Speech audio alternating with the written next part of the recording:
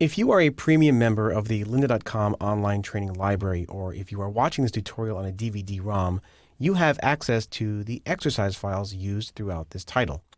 If you look inside the exercise files, you'll find folders that contain all the various exercises that I'm going to use in this title.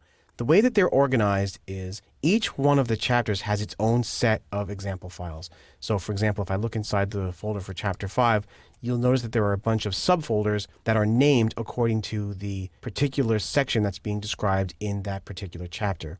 If you look inside these folders, you'll notice that there's a C# Express project file along with a folder that contains the code for that exercise.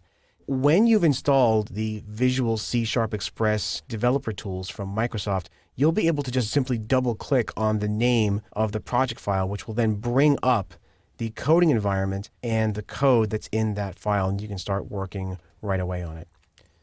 If we take a look back in the exercise files folder, you'll also notice that there's a finished examples folder.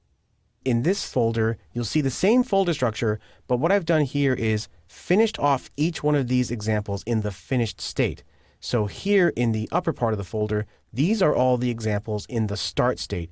These are so that you can follow along with me as you take the course. If you'd rather just jump ahead and see how a finished example works, you can go inside the finished example files folder and then just choose which chapter you want to see the finished example for, and then go ahead and examine that code. The last thing I want to point out is that I've included a file here called example snippets.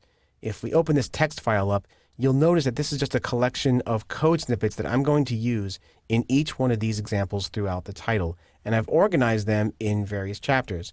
Here are the snippets for chapter 3, here are the snippets for chapter 4, and so on.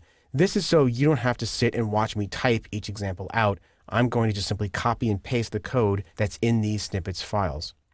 Now, if you're a monthly member or annual member of lynda.com, you don't have access to the exercise files, but you will have access to this example snippets file because it will be made available as a free download. So you can either follow along from scratch with your own assets, or you can use these snippets.